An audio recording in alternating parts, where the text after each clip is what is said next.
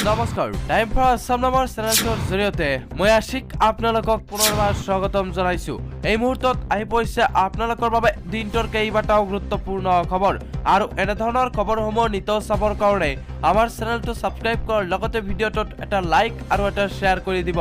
তেন্তে আহক বন্ধু বান্ধৱীসকল আজিৰ খবৰকেইটা আৰম্ভ কৰক।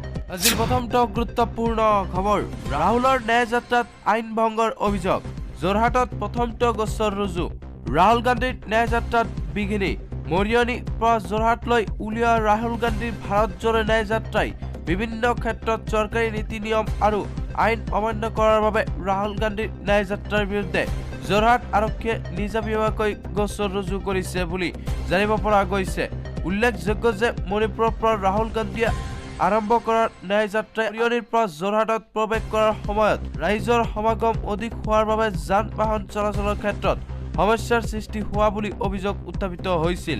কিন্তু ৰাইজৰ উপস্থিতি উমান পোৱাৰ পিছত প্ৰশাসনে আগতীয়াকৈ কিয় ব্যৱস্থা গ্ৰহণ কৰা নাছিল বুলি একাংশ লোকে প্ৰশ্ন উত্থাপন কৰিছে। তাৎপৰ্যপূৰ্ণ যে ৰাহুল গান্ধী ভাৰতজোৰা ন্যায় যাত্ৰাৰ বিৰুদ্ধে যোৰহাট আৰক্ষীয়ে গোচৰ ৰুজু কৰিছে যদিও কেছ সংখ্যা বা কি ধাৰা সন্নিৱিষ্ট কৰা হৈছে সেই সম্পৰ্কে প্ৰকাশ কৰা নাই। লগতে আজিৰ পৰৱৰ্তী খবৰ, কাছাৰত কোটি টকাৰ ইয়াবা টেবলেটসহ 4জন সৰবৰাহকাৰী গ্ৰেপ্তাৰ। এই মুহূৰ্তত আহি পৰিছে এটা বিগ ব্ৰেকিং নিউজ।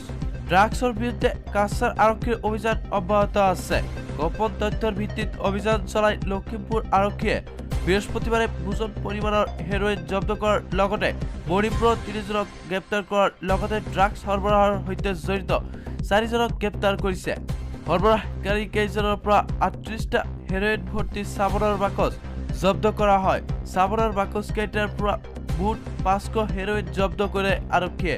তদুপৰি তেওঁলোকৰ পৰা 15,800 নিশাজাতীয় ইয়াবা টেবলেট জব্দ কৰা হয়। জব্দ কৰা হেৰোইন আৰু টেবলেটৰ মূল্য প্ৰায় 6 কোটি টকা হ'ব। কাছাৰ আৰক্ষীয়ে সদৰি কৰা মতে মণিপুৰৰ ফেৰজল জিলাৰ পৰা ভোজন পৰিমাণৰ হেৰোইন আৰু টেবলেট লৈ কাছাৰ জিলালৈ আহিছিল মণিপুৰৰ 3 ড্ৰাগছ ব্যৱসায়ী। গোপন তথ্যৰ ভিত্তিত এই খবৰ পোৱাৰ পিছতে লখিমপুৰ আৰক্ষীৰ এটা দলে এই ড্ৰাগছ সৰবৰাহকাৰী কেইজনৰ বিৰুদ্ধে অভিযান চলাই ফুলেৰ তলৰ পৰা ড্ৰাগছ সৰবৰাহকাৰী কেইজনক গ্ৰেপ্তাৰ কৰে। লগতে আজিৰ পৰৱৰ্তী খবৰ, চৰকাৰে অসম চুক্তিক কাৰ্যকাৰী নকৰাত আজিও শ্বহীদৰ আত্মাই শান্তি লাভ কৰা নাই। এইদৰে এইবাৰ ডাঙৰ মন্তব্য কৰিছে শংকৰজ্যোতি বৰুৱাই।